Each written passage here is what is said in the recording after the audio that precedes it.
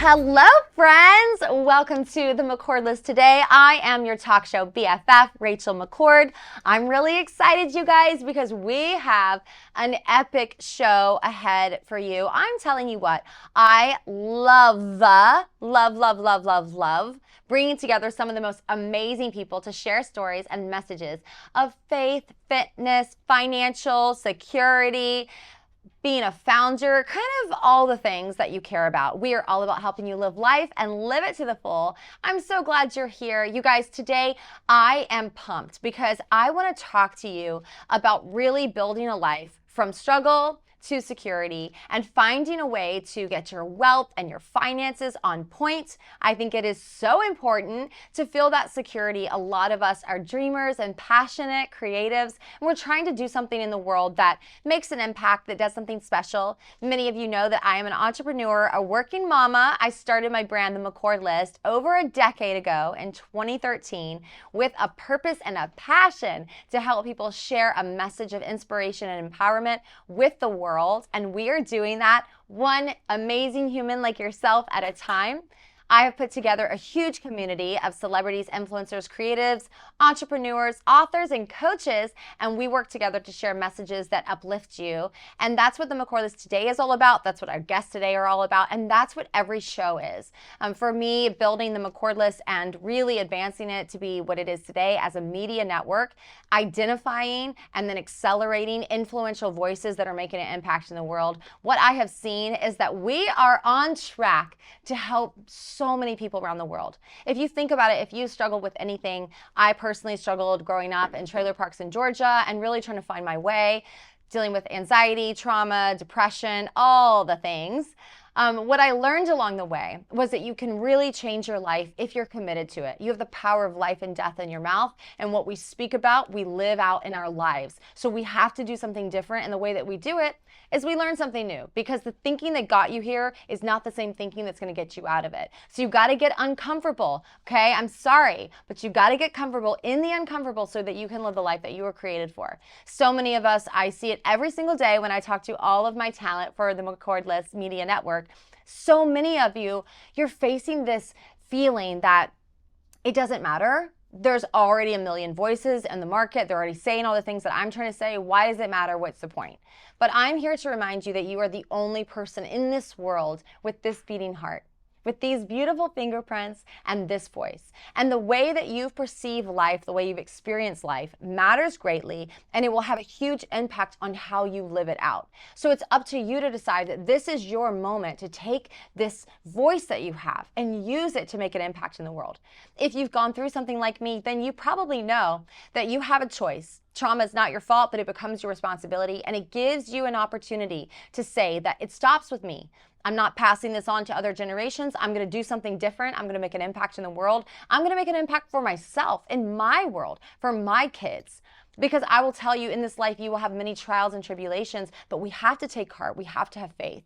Because I believe that God has overcome this world, and there are so many struggles, even right now, that people are facing. And so many of us, you don't know how much it costs them to show up and be where they are right now, where you're getting to see them, hear from them, and connect to them and their stories.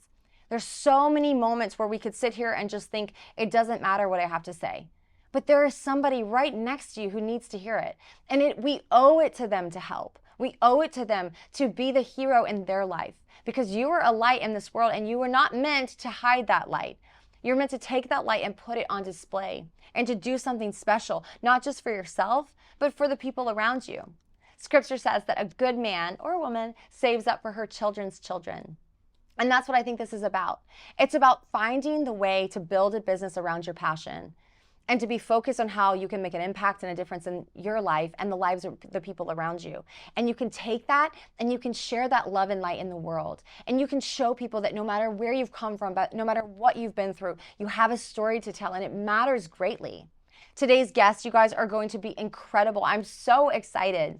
Our first guest up is going to be Luke Anderson. He is a wealth consultant. He's an investment analyst who is going to talk to us about how to really build wealth.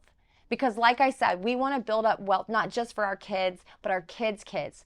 We want to create security for them so that as they step out into this world, trying to figure out what they're going to do in an unknown future, They have financial security and structures to help them.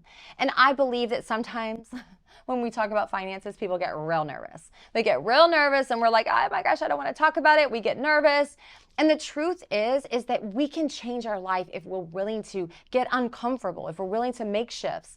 That could mean budgeting. And I know budgeting is not my favorite topic, mainly because I'm a rule abider and my husband loves to break all the rules. It's almost like taking a bowl in a China store and being like, there you go, just tiptoe around. My husband's like, no thanks. So I'm like, listen, bro, I'm not over here eating beans and rice and you're getting your sugar fish every night, which if you're in LA, you know sugar fish is like super expensive, but it's so good. I'm like, I'm not going to be the person over here making all these smart choices and you're over here being wild. So then what do? I start ordering on sugar fish. And then we perpetuate the situation. It is not about how much money you make. It's about how much money you keep. That's what matters. And when you take that money home, what do you do with it? Are you putting it into a savings account? Are you putting it into investments so that your money can work for you, so that you're not always just working for money and trading your time for money? These are topics that I'm super excited to just like ping up with Luke on all day. I have a million questions for him. I don't know how I'm going to fit it in one segment, but I have faith in myself. And by the way, I want you to know that I am here with you and for you. So engage with us on social media at The McCord List. If you have questions and thoughts, you want to get into the McCord List community, this is where we show up. This is where we show off in our lives to help people know that no matter what, they can do it too. And I think it's so important that we come together and we help people figure this out. So I'm very excited for Luke to be in the studio. He is going to break it down for us. I literally can't wait. And then one of my good friends, Jennifer Barber, she founded Barber Consulting. It is an incredible company helping fashion brands drive more traffic into their stores.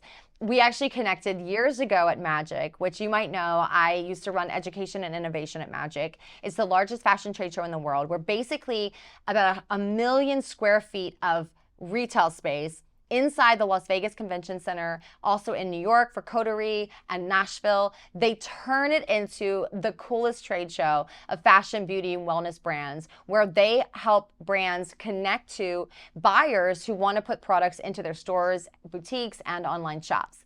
So Jennifer and I connected many years ago when I was interviewing her, and she was talking about how the SWOT analysis has become one of her main go-tos when she's working with her clients. So today we're going to talk about that. If you don't know what the SWOT analysis is, it is all about looking into your business with the framework of your strengths, your weaknesses, your opportunities, and your threats. So basically, what is a strength? It could be that you're able to turn on a camera and start talking. So that's great. That's marketing, that's sales, that's communication, consulting, coaching. Then your weakness might be a challenge around finances. That's why we have Luke here. Maybe you're into marketing and you're not really great at finances, or you need to get better at it. So that's that opportunity for you to really grow. I will tell you, for myself personally, growing up in really humble beginnings, I learned early on to be very frugal. I'm a bootstrap founder. I've never taken an investment, at least not yet. And I've always taken the perspective that every time I save $1, I've earned $1. So I can be intentional about how I spend my money. And I know that by doing that, I'm teaching my son, I'm teaching my friends, family, and my employees how to be responsible, because I'm not just thinking about my own mortgage, my own bills. I'm thinking about my team and being responsible for them and to them. There's a difference in expenses and investments, and it's very important to know the difference. It is an investment in your business to get a tech platform that helps you sell, helps you deliver on what you've sold, helps you do your business at scale and grow with systems. It is an expense to get your latte or to go eat out instead of eating at home. The difference is that you're investing in something that can drive revenue, or you're just spending something. I'm all about reducing your liabilities and increasing your assets. What are the things in your life that are generating revenue? My team, that's an investment. By paying my team, hiring, training my team, I'm able to scale myself. I can pull myself out of my business and help them help my company grow and scale, which helps you, which helps the people who are our clients with our media network. There's so many different verticals where it all comes together, and we have to work together to do that. So knowing what your strengths and weaknesses are is super important. You also want to know what the opportunity is. For me, I have a ton of relationships. One of my producers, I love him so much. He always says your network is your net worth. So you have to understand that the people that you know, the people who know you and trust you, become your net worth. That's how you can figure out what opportunities you're missing out on and can leverage to grow and scale your business, grow and scale your platform, or just help you move along the way. So how do we do that? We think about how we can take these opportunities and make the best of them, but we've got to be mindful of the threats. So what are the challenges, both perceived and realistic, that are holding you back, that are standing in the gap of where you want to be?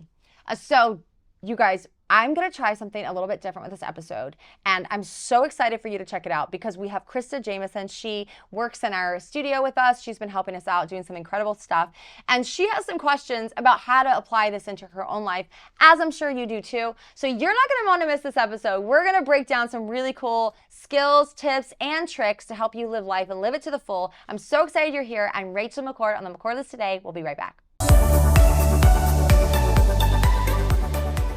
Welcome back to the McCord List Today. I'm Rachel McCord. I'm so excited, you guys. We are about to learn about your money. I'm sitting down with Luke Anderson. Hi. Hi. Nothing like being an investment analyst. Right. For Still Peak Wealth. Mm-hmm. I love everything about your intro. Tell me what on earth you do. I told you this was going to be a boring interview. No, I like it. I like it. To keep it simple, more of like a financial coach. Okay. Whether that's investment management, financial planning, all the way down to estate planning, tax planning. So it's all across the board. All the things. All the things. Tell me, let's talk about the chaos. Everyone's financial chaos, right? What are the big mistakes people are making? Big mistakes. I would say the one thing in particular is they're not being consistent. It takes time to build wealth if that is their primary goal. But it's small steps that continue to build. So even the way that investment strategies are set up, the compounding effect of it is much greater than what people actually assume to be the case. That makes a lot of sense. And I think it's interesting too, because with spending, you have to think about your finances, I think, by brick building your wealth wall and not forgetting that $10 latte is still $10 that was a part of your establishment that you're now giving to someone else's. I think that's a big shift, and budgeting is a challenge for a lot of people, I think. Yeah, even the future self, as you said, the $10 latte, that in the future would be $20. Oh, that's so a good point. Where it's like, the more you're spending now, the less you have in the future. So it's with that compounding effect and being able to invest it versus just spend it. That is a way to also look at that too. Oh my gosh, you're going to be everyone's favorite guest. Are you prepared for that? Because everyone needs to learn this. Okay, so let's say someone's watching right now, and first up, you probably raise people's blood pressure. Yeah, I'm going to just be honest. Oh, all the time. Right? It's like, oh, you want to look at my financial? Can we just talk hypothetically? Like, that's way more comfortable. No, I want to see the numbers. So let's say someone's at home right now, like, becoming a raisin and freaking out, but there's a win. How do you get into investing? How do you start so you can start winning on the compound interest instead of losing on it? So I actually want to take a step back a little bit too. It really does come down to how someone views money. I grew up in a household that we pretty much never talked about money. My dad's a chiropractor. My mom used to be a nurse before we came into the world, before we shattered her earth. But in the best way possible. Yeah, exactly. I was like, sorry, Mom, we love you. Yes. She's amazing. But the way to view money is, again, the way I grew up, we didn't talk about it. I didn't even know much about it, but I was curious about it. And that's why I kind of dove straight into, okay, how does money work? How does investing work? How do you work without, or how do you make money without working? That like blew my mind. I was like, how is that even possible? A lot of people want to know that. Yeah. Will you tell them right now?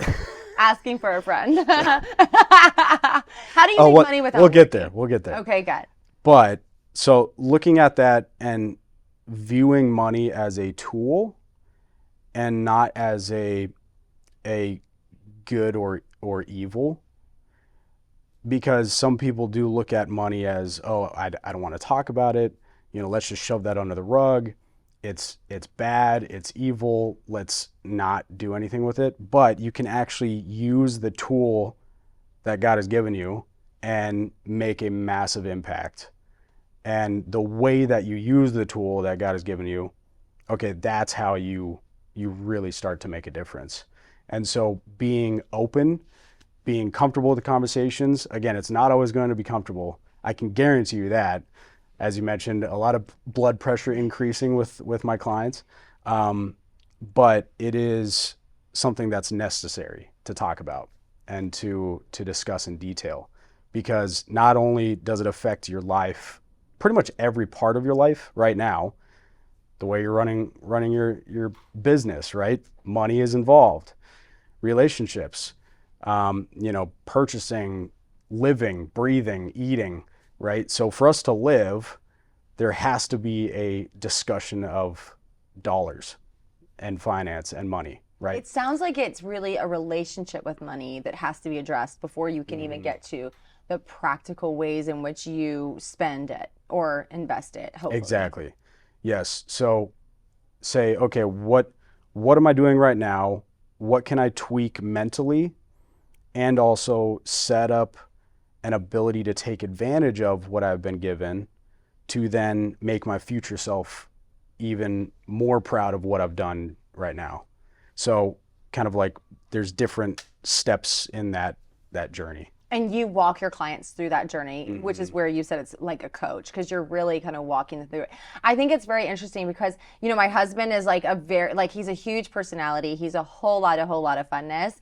And, I feel like it's always that the opposites attract. For me, I was always like money represented security. I started working when I was 13, grew up in trailer parks in Georgia, like didn't have a lot, was always like praying, please God, don't let the utilities be turned off. I went to bed hungry most nights. Like I just always was really scared about what it would be. So I started working when I was 13 and just grinding. I'd work all the time because I was like, I just don't want to end up like that. Right. And working for money is a lot different, obviously, than making your money work for you. But for my husband, money represents freedom. So he likes to make a lot of money so he can spend a lot of money. And I'm like, oh, okay, Sparky, you're like, when I first met him, I was like, you're making more money. I worked in corporate. I was like the youngest employee, the largest PEO in the world, like so proud of myself. And I'm like, wait, that's what you make in a day? It's like, I'm doing something wrong. I'm working way harder than you and you're working way more. But it was interesting because he just like, okay, like he didn't have like a attachment either way. And I'm like, hold your horses. And I remember one time in our mini Rachel lectures, which is kind of like the blind leading the blind. If you're not like, I'm not an investment analyst. Okay. Like that's not my strength.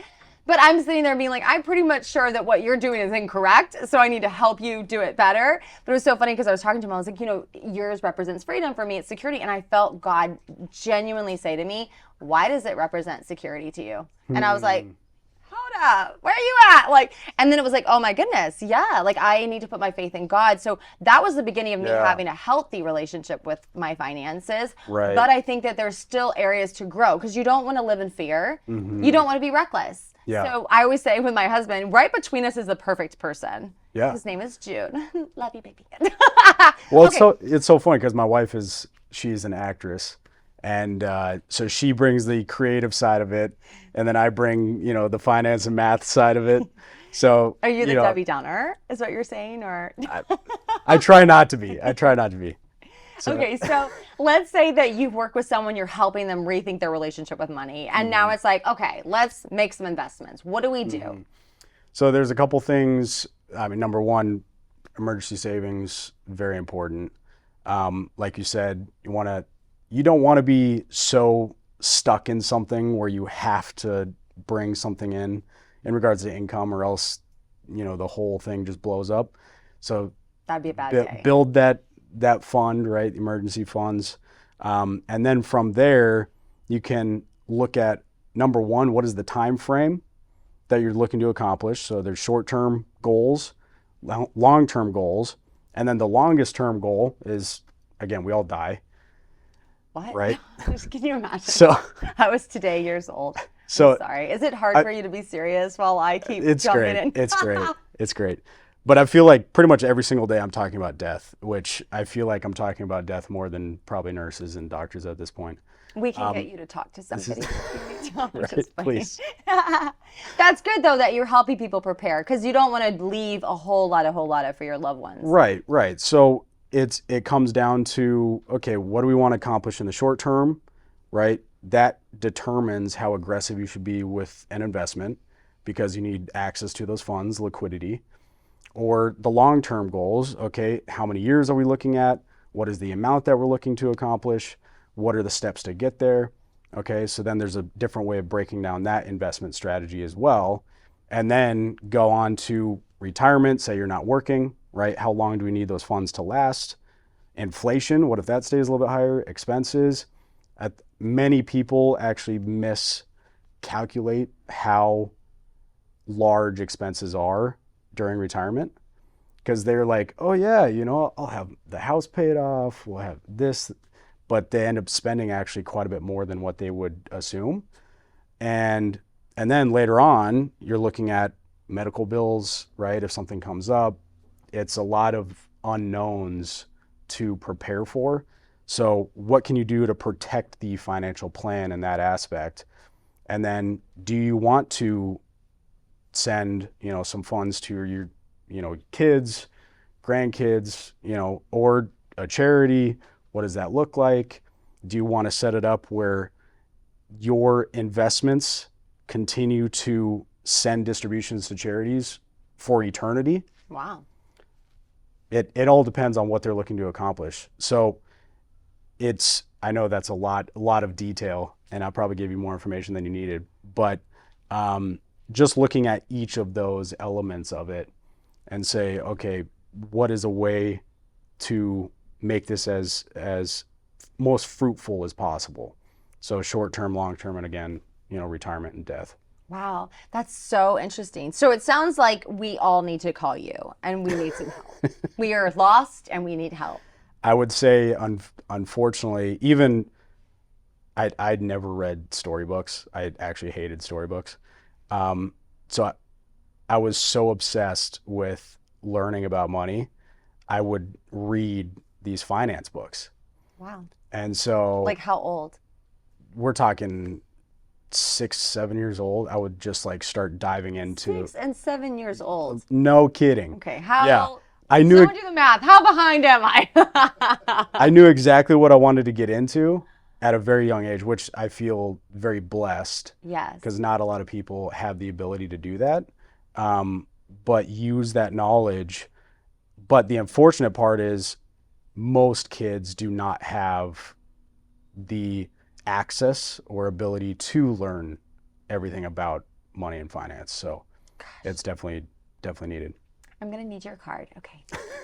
You guys, this has been so informative, sitting down with Luke Anderson. You guys, we are going to need to check it out. Still Peak Wealth. Yep. Still Peak Wealth, you guys. Okay, thank you so much, Luke. Don't go anywhere. We'll be right back with the McCord List Today. I'm Rachel McCord.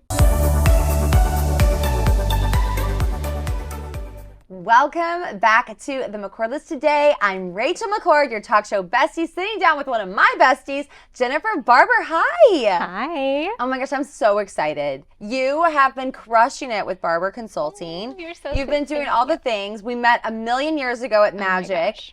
That was so much fun. You were teaching me the SWOT situation. Yeah. That was so much fun. And here we are in front of another slew of cameras doing some fun stuff. How have you been? Oh my gosh, so good. It feels like when we met, it was another lifetime ago. Another lifetime. So long. Catch me up on what you're doing now with the consulting. How's it going? Yeah, it's going really good. So when I met you, I think I was a few years into business, and I was really focused on the SWOT analysis, which is, for those of you who don't know, your strengths, weaknesses, opportunities, and threats.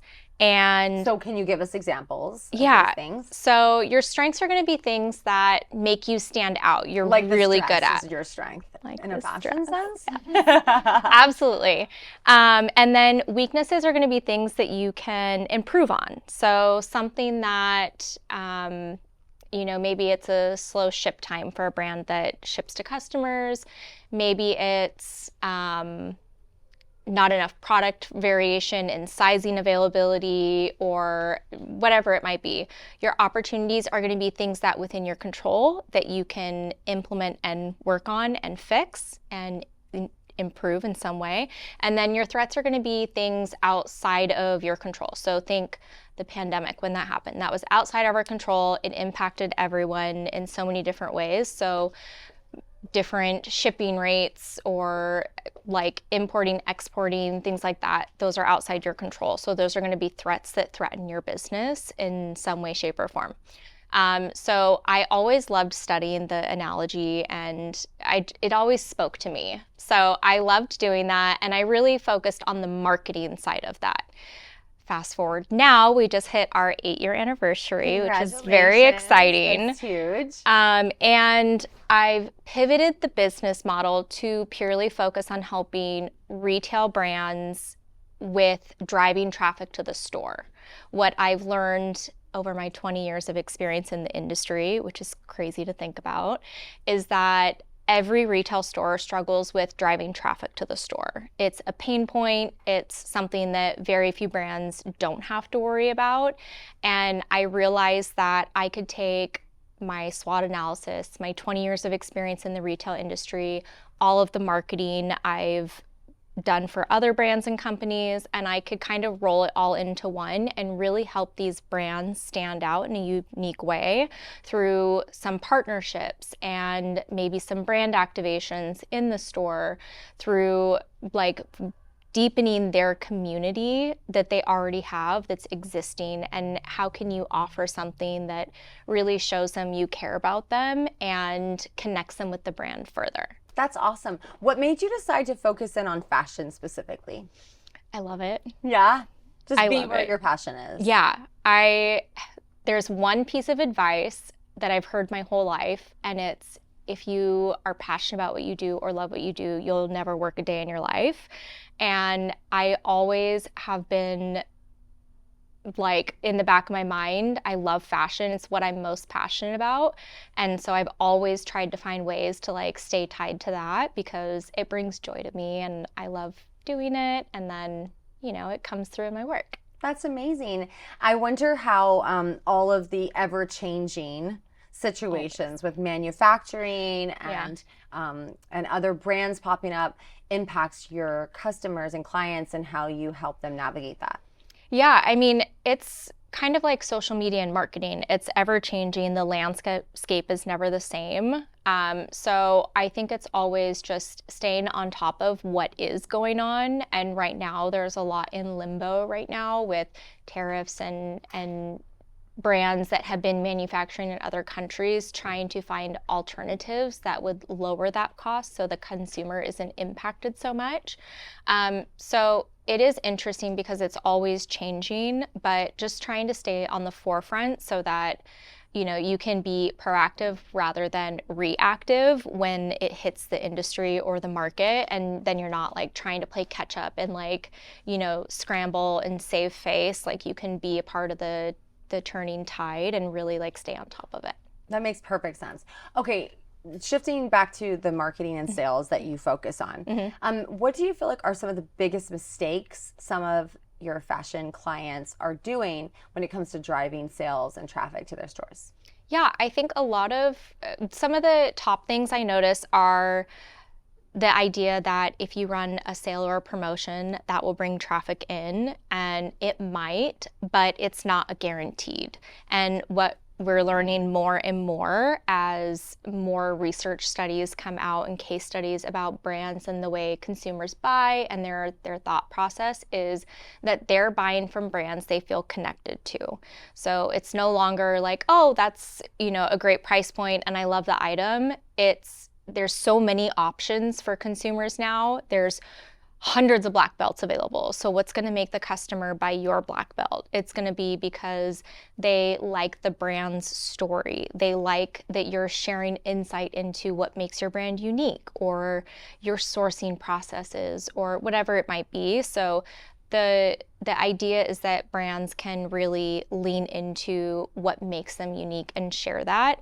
But everyone initially comes to the table with like, let's run a sale. And I'm like, let's not. Like, that's not going to help you as much as you think it might. Short term, it might get you a quick hit, but we're looking for long-term implementation tactics and strategies that will really help the brand like grab the customer and keep them, as opposed to just quickly have them in and out of the door. That makes sense. I almost wonder how people are impacted as well with when they're looking at their customer and they're saying, okay, how do I really reach this person? And you're trying to almost like just do a sale or a promo because maybe you're not connected into it. It might be maybe a little easier for them than thinking of being a public facing founder, which it sounds like they really need to be in this day and age. Yeah, it's really impactful when you see the founder or someone high up at the company, like a designer or someone in-house at that CEO level, really like showing you a part of the journey and being a part of it. It helps you feel invested. It helps you see like behind the screen kind of, because before it was just all marketing and more superficial and you really didn't know what went on behind the scenes of a brand. And now consumers are smart. They have social media, they have access to all this information, and they're not stupid. Like, they know stuff's going on, and so they like to be a part of it and they want to see what's going on. And they, when you have a founder especially talk about the ups and the downs and the struggles maybe, or like what a day in their life looks like, it's captivating. It's really resonating with communities and with buyers and consumers. I totally agree. Okay, so what would you say the person who is out there, maybe they want to launch their passion project, maybe they already have it and they understand that they need to be more forward facing with their brand. How do you get unstuck there? You just do it. And I know it's like, I need to take my own advice in this area. I'm also working on this because I am so used to creating content or marketing for other people. I'm very much behind the scenes. Like, I'm behind the lens. I'm the creative in my office with my hair up in a bun and my glasses on and like cup of coffee and in sweats, like working at the computer.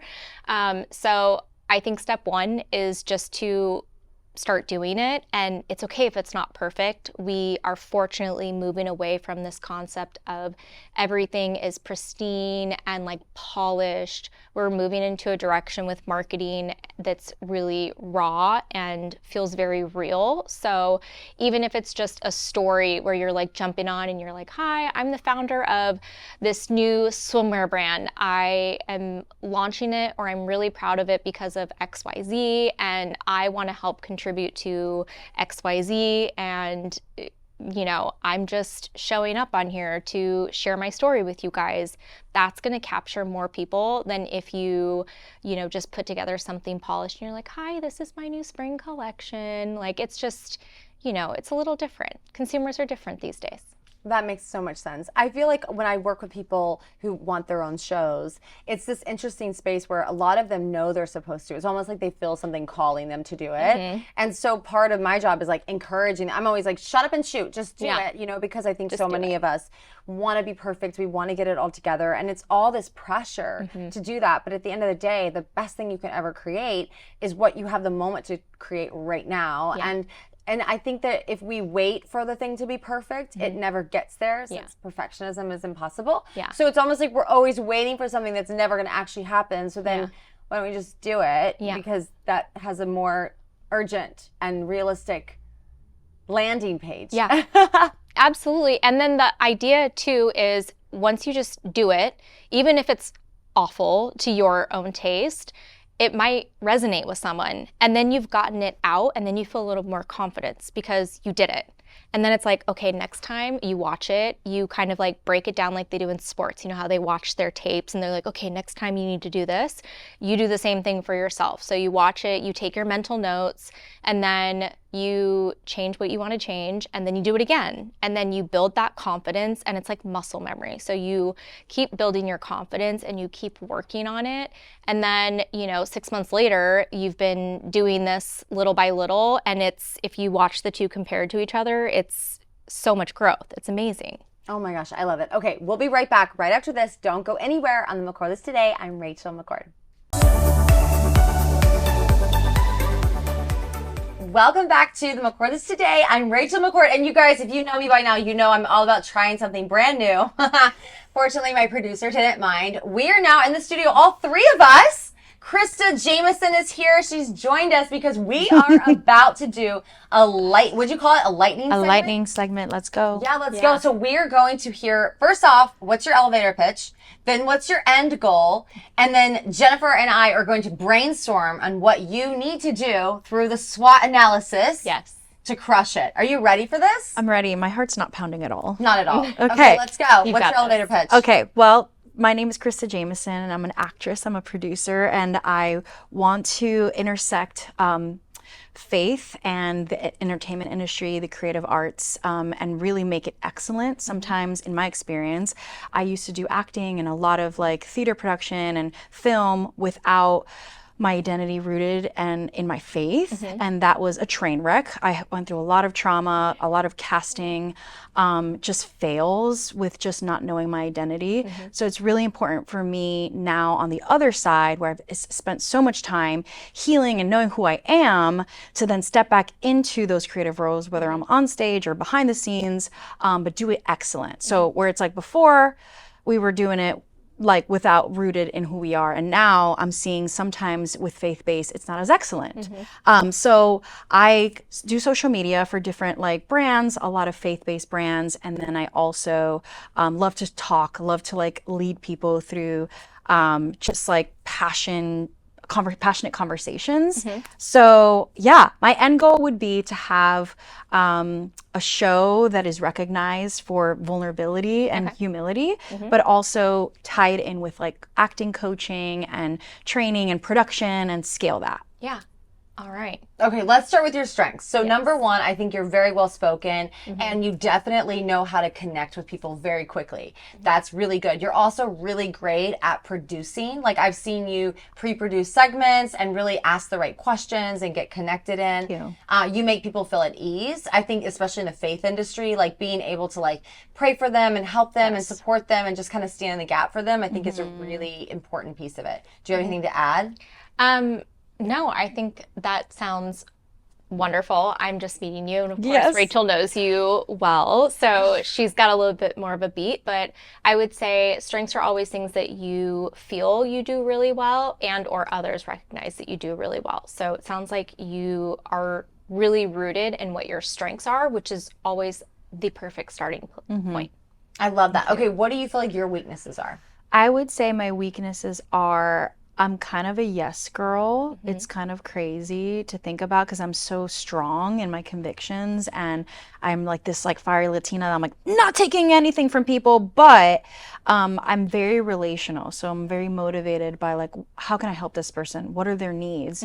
And so sometimes I say yes to things without thinking it through, especially like not realizing like, oh my gosh, this is a skill set I have. I'm not charging money. Like, so I think it's very much like moving from like, I just love helping people to like, how can I kindly charge people? Like, I don't know how to do that. So business stuff, like just really honing in on just my worth as in like net worth now. Yeah. And that's a really common thing for providers in a service-based business. I'm sure you've probably like encountered this as well in your journey.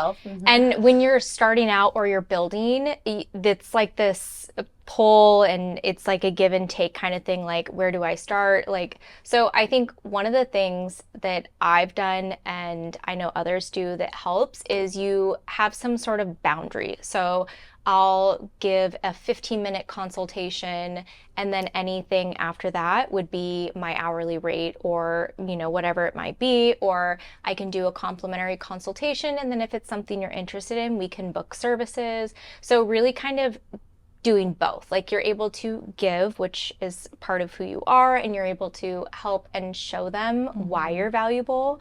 And then you can also set the expectation that if they want more, then it's gonna, be your fees or your charges or your services. That's so good. And part of like why I did the podcast is because in my brain, I'm like, well, let's start with phase one, which is like the free Krista giving away like the golden nuggets and having guests that are, we're doing this kind of like out of the goodness of our heart. Yeah. But then the next phase is like, oh my gosh, like this production takes time and then getting people in. And so it's like, so how do we then now scale this? Yeah. So I think I'll jump in here because I think it comes down to the pitch.